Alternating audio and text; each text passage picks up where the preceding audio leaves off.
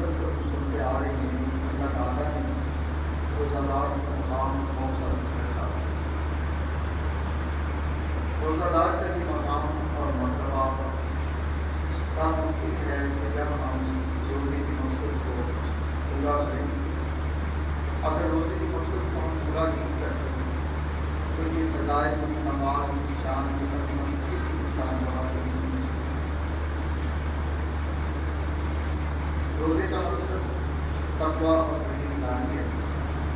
اور اس تقوی اور پرہیزگاری تک پہنچنے کے لیے، اس کے حصول کے لیے اللہ تعالیٰ نے ہمیں ایک روزے کی صورت عطا فرمائی۔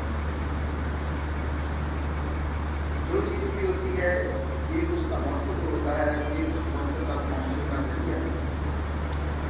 آپ یہ دیکھیں، آپ کھانا کھاتے ہیں، اس کا مقصد اور مدعا صرف یہ ہے کہ اس سے انرجی حاصل ہو، اس سے خون پیدا ہو اور ہماری زندگی برقرار ہو۔ لیکن اس انرجی کو، اس طاقت کو، اس قوت کو، اس خون کو حاصل کرنے کے لیے ہم ایک پروسیس سے گزرتے ہیں، ایک طریقہ کار ہم نے وضع کر رکھا ہے۔ وہ کیا ہے کہ ہم گندم لیتے ہیں، اس کو پسواتے ہیں، اس کی روٹی بناتے ہیں، چھوٹے چھوٹے نوالے بنا کر اپنے منہ میں ڈالتے ہیں، چبانے کے بعد اس کو میدے کے اندر ڈال دیتے ہیں، پھر میدا اس کے اوپر اپنا ایک کام کرتا ہے، اس سے انرجی حاصل کرتا ہے، اس سے خون حاصل کرتا ہے، تو پھر ہماری ایک زندگی برقرار رہتی ہے۔ لیکن اس انرجی کو حاصل جو اس کا مقصد ہے کھانے کا، اس سے پہلے یہ ہم نے طریقہ کار اختیار کیا، گندم کو لیا، پسوایا،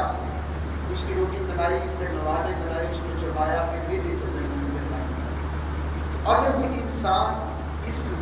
پروسیس کو، اس سلسلے کو ہی مقصد سمجھ لے، وہ صرف یہ سمجھے کہ مقصد یہ ہے کہ نوالے بنا کر اس کو چبا کر میدے میں ڈال دیا جائے، جو ہی میدے کے اندر جائے اور وہ طے کر دے،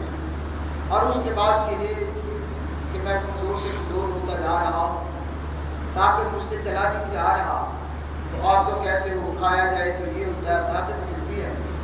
تو ہر سننے والا یہ کہے گا کہ یہ انسان کم عقل انسان ہے، یہ اس مقصد کو سمجھ نہیں سکا۔ مقصد یہ پورا اس وقت ہونا تھا کہ جب کھانا میدے کے اندر چلا جاتا اور میدا اس سے خون بناتا اور اس سے انرجی حاصل کرتا، لیکن اس نے اس سے پہلا جو سلسلہ تھا اس کو ہی مقصد سمجھ لیا۔ ہاں،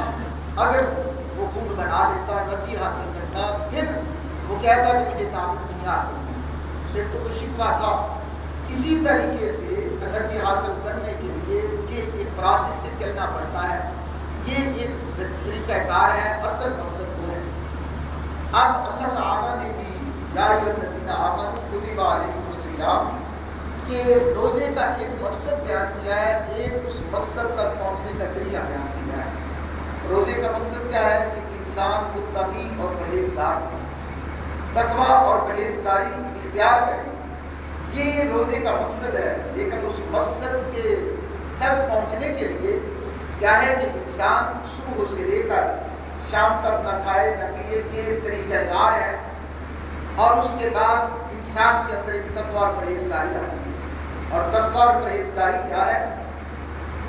اگر وہ تمہاری زندگی کے اندر روزہ رکھنے کی وجہ سے پیدا ہوئی ہے تو سمجھ لو کہ ہمارا مقصد پورا ہو رہا ہے، روزے کا جو مقصد تھا ہم نے پورا کر لیا۔ وہ کیا ہے تقویٰ؟ اور تقویٰ کسے کہتے ہیں کہ انسان کا ہر کام جو ہے اللہ تعالیٰ کی رضا کے مطابق چل رہا۔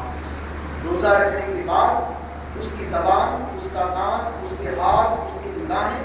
ساری کی ساری اللہ تعالیٰ کے حکم کے تحت چل رہی ہوں، تو آپ سمجھ لیں کہ یہ تقویٰ اور پرہیزگاری ہمارے دل کے اندر، ہمارے وجود کے اندر پیدا ہو چکی ہے۔ لیکن اگر آپ نے روزہ رکھا، زبان آپ کی کنٹرول کے اندر نہیں، گالیاں نکال رہی ہیں، غیبت کر رہے ہیں، چغلخوری کر رہے ہیں، یہ مقصد تھا، اور یہ نگاہ کو کنٹرول نہیں کیا، اس سے فلم بھی نہیں کر رہی ہیں، غیر محرم عورتوں کی طرف دیکھتے ہیں، ڈائجسٹ ایسے دیکھتے ہیں جس سے ایک سیکس پیدا ہوتا ہے اور انسان دوسرے انسان کی عزت کے اوپر حملہ کر دیتا ہے، یا آپ کان کو جو ہے اس سے سماعتیں قرآن نہیں سنتے، اچھی بات نہیں سنتے، بلکہ گانے سنتے، تو یہ سمجھ لو کہ اگر یہ بات ہے تو تمہارے اندر تقویٰ نہیں ہے، تو یہ روزے کا مقصد بھی پورا نہیں ہو رہا، تو یہ ایسے ہی تم اپنی زندگی بسر کر رہی ہو۔ یہی وجہ تھی کہ اللہ کے پیارے حبیب نے فرمایا من لم یدع قول الزور فعمل بها لیس للہ حاجۃ ان یدع طعامہ و شرابہ، کہ وہ انسان جو صبح سے لے کر شام تک نہ کھاتا ہے نہ پیتا ہے، کچھ بھی نہیں کرتا، یعنی روزہ رکھے ہوئے ہے، لیکن اس کی زبان کنٹرول کے اندر نہیں، جھوٹ بولتا ہے، خیانت کرتا ہے، چغل خوری کرتا ہے، غیبت کرتا ہے اور بری بری حرکات کرتا ہے، اللہ پاک کے حبیب فرماتے ہیں، اللہ پاک فرماتے ہیں ایسے انسان کو وہ کھانا چھوڑ دے، پینا چھوڑ دے، مجھے اس کی کوئی ضرورت نہیں ہے۔ یہی وجہ تھی حضرت نے فرمایا کم من صائم لیس لہ من صیامہ الا الظمأ والجوع، کتنے روزہ دار ایسے ہیں کہ جنہوں نے یہی صرف روزہ سمجھا ہوا ہے کہ صبح سے لے کر شام تک نہ کھایا جائے نہ پیا جائے، یہ روزہ ہے۔ ایسے انسان اور اپنی زندگی کو، اپنی زبان کو، اپنے حواس خمسہ کو کنٹرول نہیں کرتے، ایسے انسانوں کو سوائے بھوک اور پیاس کے علاوہ کچھ بھی حاصل نہیں ہوتا۔ کم من صائم لیس لہ من صیامہ الا الظمأ والجوع، کتنے روزہ دار ایسے ہیں جو روزہ رکھنے کے باوجود بھی ان کو بھوک اور پیاس کے علاوہ کچھ بھی حاصل نہیں ہوتا۔ یہ کن لوگوں کا؟ جنہوں نے صرف یہ سمجھا ہے کہ صبح سے لے کر شام تک نہ کھایا جائے نہ پیا جائے، یہ روزہ ہے، اس کے بعد نگاہ ہے بہتی بہتی ہے، زبان ہے بہتی بہتی ہے، کان ہے بہتے بہتے ہیں، یعنی اپنی زندگی سے اللہ اور اس کے حبیب کی رضا کے مطابق اپنی زندگی کو نہیں ڈال رہا، تو اللہ کی طرف سے آواز آتی ہے اے بندے، جب تم نے زبان کو کنٹرول نہیں کیا، نگاہ کو کنٹرول نہیں کیا، کانوں کو کنٹرول نہیں کیا، جاؤ تجھے میری بارگاہ سے کچھ نہیں ملے گا، تجھے مل رہا ہے تو ایک بھوک اور پیاس ہی مل رہی ہے۔ تو میرے دوستوں بزرگوں، ہمارے روزے کا مقصد تقوی اور پرہیزگاری۔ حضرت داتا گنج بخش علی حجویری رحمۃ اللہ تعالیٰ آپ فرماتے ہیں کہ حضور نبی پاک صلی اللہ علیہ وسلم کی زیارت اکبر ہوئی، میں نے عرض کی یا رسول اللہ مجھے آپ وصیت فرمائیں کہ جس کے عمل کرنے کے اوپر میں اپنی زندگی کو بہتر بنا سکوں۔ آپ نے فرمایا احبس حواسک، اے علی تو اپنی نگاہ کو، اپنی زبان کو، اپنے کان کو، اپنے ہاتھ کو، اپنے حواس خمسہ کو کنٹرول کرتا چلا جا، یہی ولایت ہے، یہی مجاہدہ ہے۔